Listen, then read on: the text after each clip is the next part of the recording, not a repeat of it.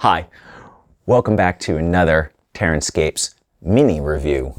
Today we're going to be taking a look at gap-filling compounds and putties.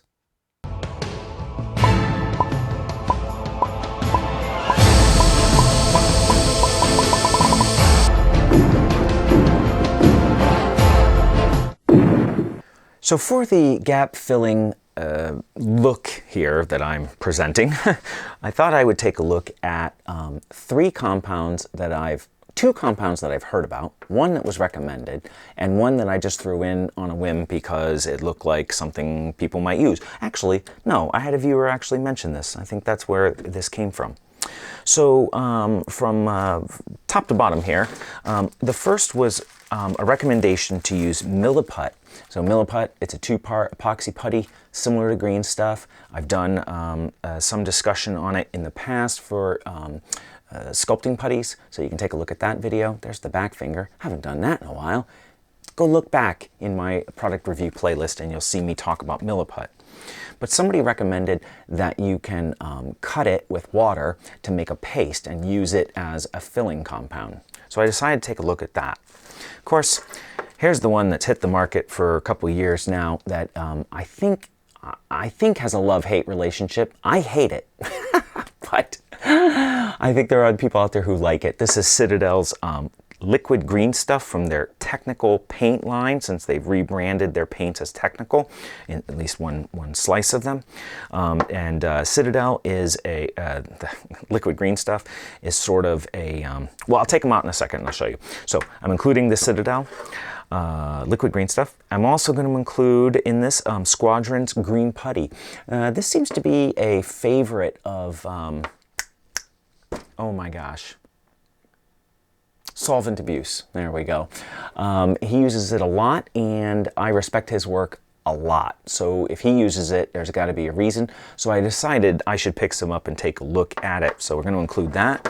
And then we're going to include sort of an old school brand name, Testors. I don't see them in the miniature market very much anymore, but they make a contour putty. And I thought it'd be nice to have one more in the mix to take a look at. So what I want to do to start with is, I'm going to do it right here. There we go. I thought I would just try to give you a sense of their consistency. What, what is the material like right out of the bottle? Because otherwise we're going to be looking at it as a dry compound, which might not be helpful.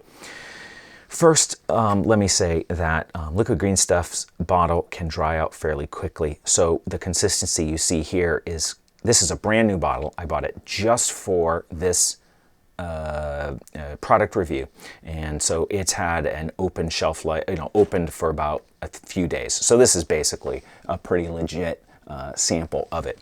I have some on the shelf here. Oh gosh, is it right near me? Where is it? Oh, I can't believe I can't find it right now. I have this whole beautifully new organized workbench and I don't see it. Oh, I wanted to show it to you. God, maybe I threw it out in frustration. It really can dry out, and I'm going to talk about that when we look at the experiment. But so there's what a big, nice, healthy amount of liquid Greenstuff looks like. Then we have the Squadron Putty. I don't know what you want to call it. They call it a putty. It's got something of a well, it's like a mid, what's the word I'm looking for?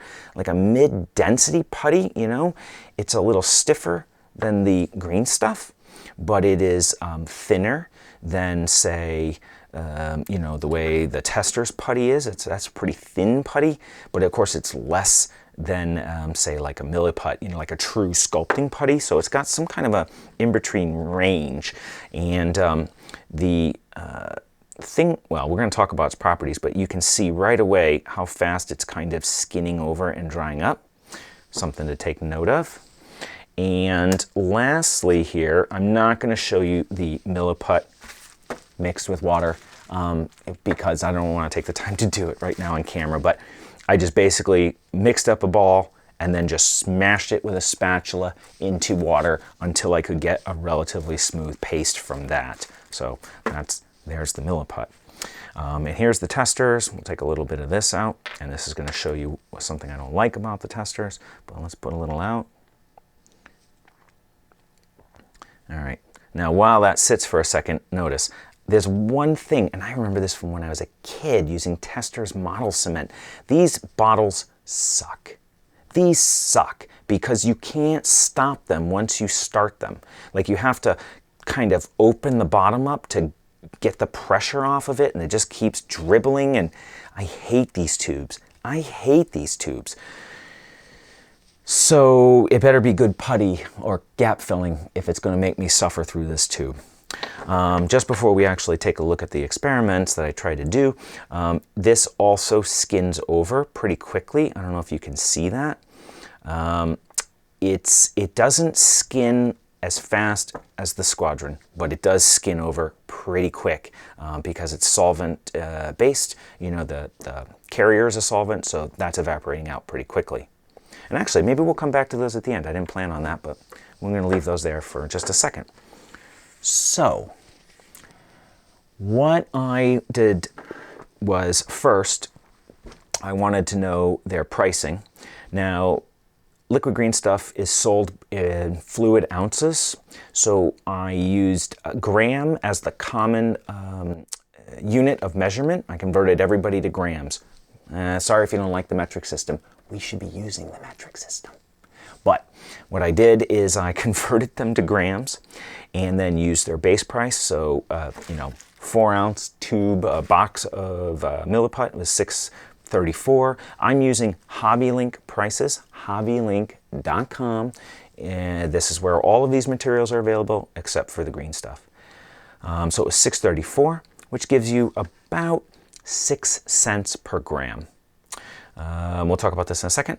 Testors, the tube is about $1.89, and that gives you a pricing of about 11 cents per gram. And the Squadron Green Putty comes in at a very reasonable $2.89 for the 2.5-ounce tube, and that comes out to 4 cents a gram. Then we have liquid green stuff, which is $4 for their 4 fluid ounces, which comes out to 36 cents a gram. So way out in front price-wise, way out in front. But again, maybe it has applications that, beat the others in certain ways. So here's what I decided to do. First, I just put out a blob of each so you could see them in their cured state. This was not actually the liquefied Milliput. This was just straight off of the mix. I thought later I should have mixed it with water, but I didn't. In the green stuff and the contour putty and the Squadron. And I would say once they're all dry, for a fingernail test, well, actually, the Citadel's probably a little softer, but for the most part, these were all relatively, similar in hardness once they're cured. Then what I did is I took these strips. These are styrene strips. I painted them with a spray paint just to give them some color so we could see things against it, which actually turned out to be instructive in a way I hadn't expected. Share that in a second. Then I hot glued them down, and I tried to have a thin spot at the top and a thick spot at the bottom so I could do like really fine fills and then like a really big gap fill. And hot glue sets up so fast, I couldn't manage that as well as I would have liked. So I tried. Take it with a grain of salt. Then I applied each of the putties as best as I could, surface, right against the surface, flat, all the way down. Then I let them dry. And then if they shrunk, if I saw shrinkage below grade, I made a second application. Down below, what I did is I took a very large amount of the mix and I piled it on top such that it sat definitely proud of the surface, and I wanted to see how that would shrink or give me a surface also to sand, and we're going to take a look at that in a second as well. So before we talk about this area, I just want to talk about the shrinkage. So first, well, no, let's talk about this all at the top here. All right, first, the Milliput. Milliput has a very long cure time. It has a working time of like an hour, pretty close. So I was able to pack it into this gap as well as I wanted, smooth it out. I could play with it forever, and eventually got a fill that made me feel confident I could move on to the next material. So very forgiving. Liquid Greenstuff. Liquid Greenstuff sets. It dries. It's evaporating. It's a water-based compound with a fairly high amount of water in it, but it evaporates quickly. I shouldn't say it's water. It's a water-like solvent. Let's do that. And it actually starts to get, I don't want to say crumbly. That's too aggressive, but it starts to get a little more texture in it than being a smooth putty, and so you can't play with it too long. I started playing with it, and then it started kind of crumbling and pulling up in spots, so I just kind of smoothed out and said, heck with it, I'm done. Similar problem with the Testors, because it's a solvent. And in fact, let's come back for a quick check on how are these guys doing. I don't know if you can, wait a minute, use a stick here, use a stick.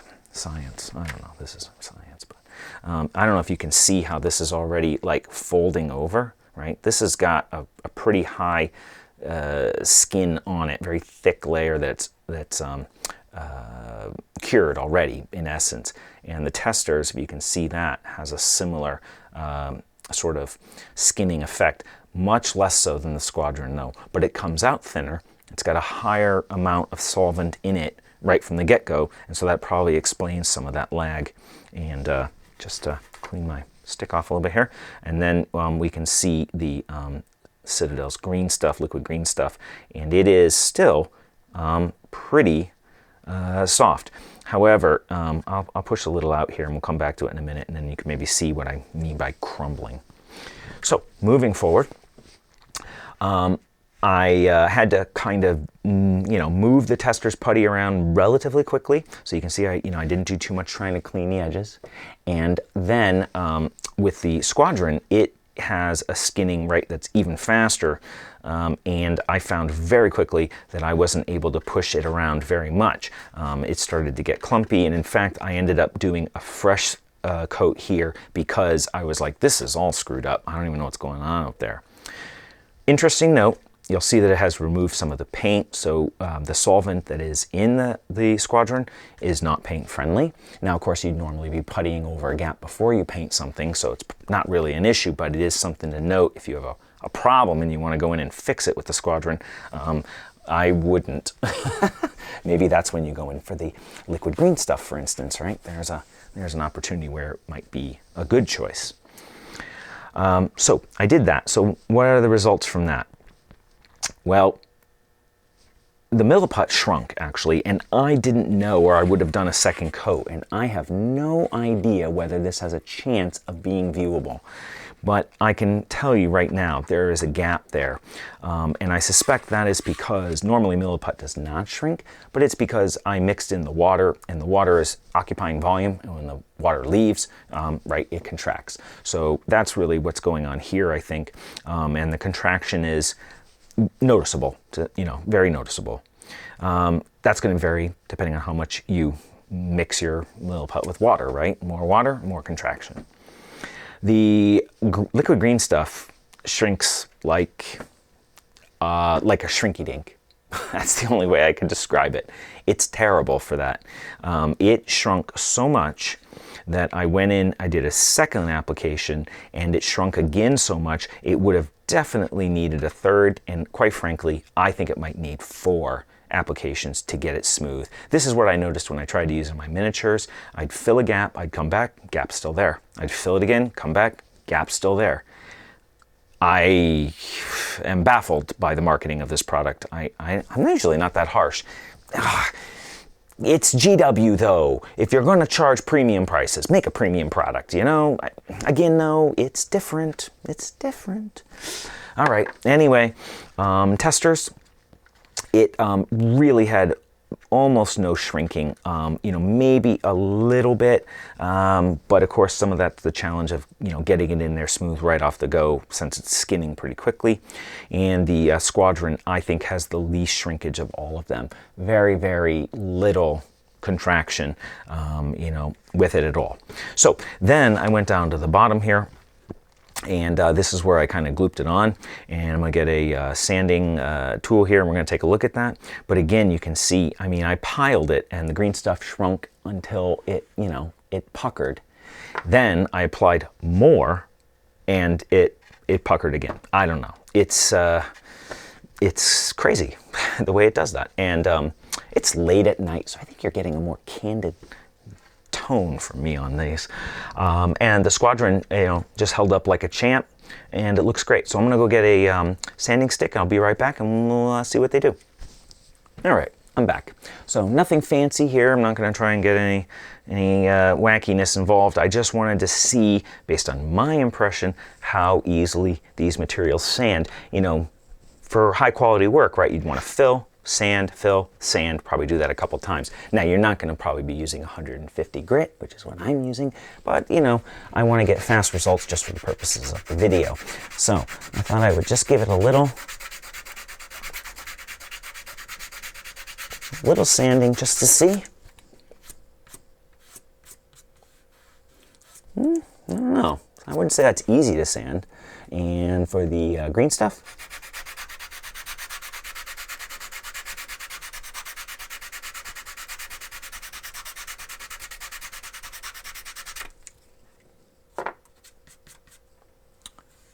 I don't know. It feels like it's easier, but it's still pretty prominent. All right, let's do the Testors. Am I still in frame? I am. Okay, there we go. All right. Oh, I got Squadron all over me. All right.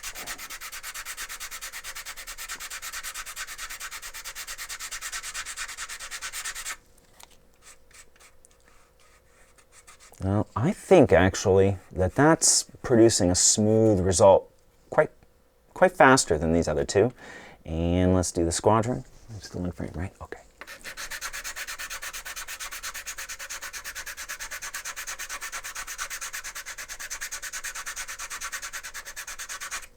Oh, see, that's nice. All right, so what's my expert assessment on that? I just wanted to give that just a little more.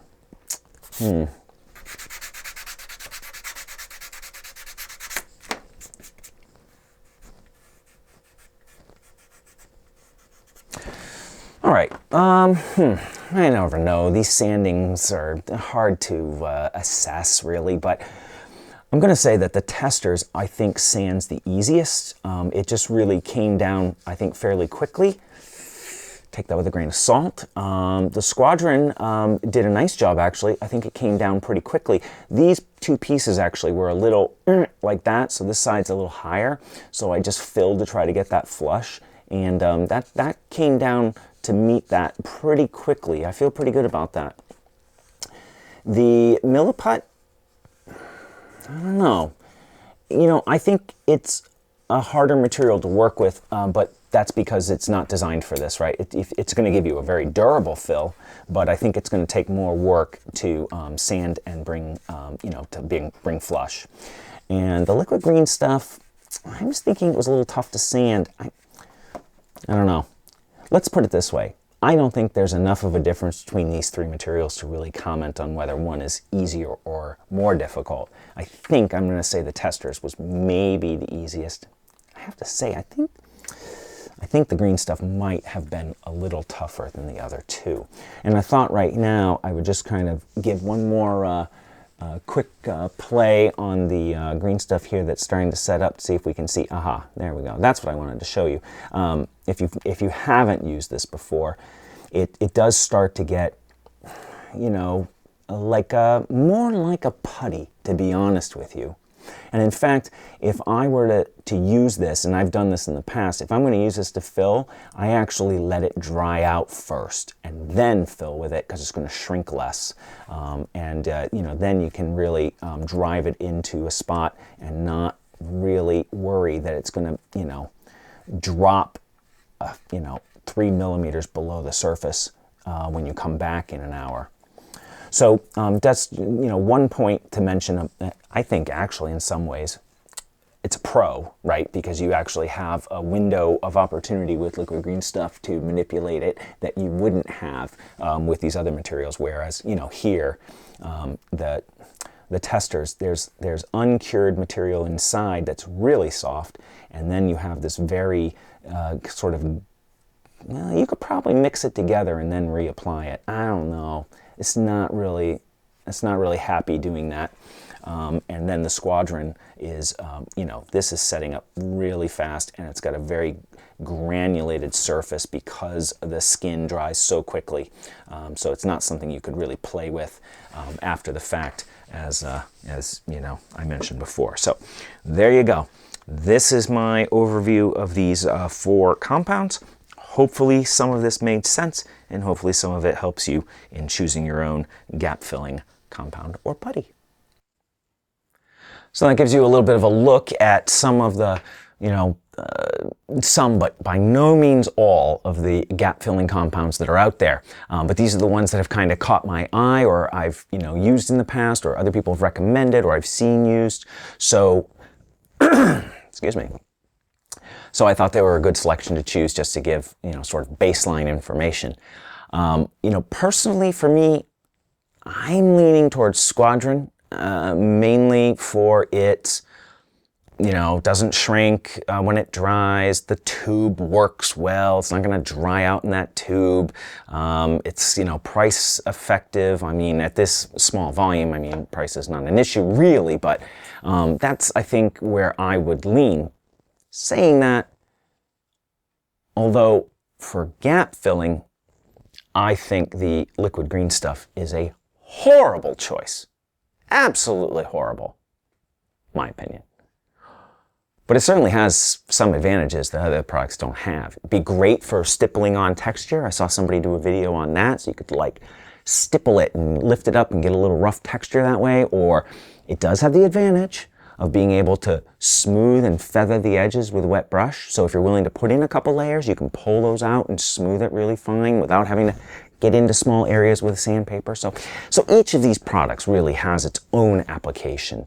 And, you know, I just try to provide this information to help you decide. So hopefully something here helped you out. If you have any questions or comments, please feel free. Always leave them down below. As I said, I've been very busy lately, so I will get to your question, I promise, but just give me some time. And by time, I mean it's a variable that can't be quantified. A day? A week? 2? Hopefully 2. And of course, you know, here is all that stuff, so check out any of that if you have any interest. And thank you for joining me. You know? And thank you if you're a new subscriber. I just can't say enough about how awesome it is that people keep joining the channel all the time, and it means a lot to me. And I just hope I can give you something back in return that you find useful as well. So hopefully you will come back and join me soon, because you know I'll be back soon with another Terranscapes video.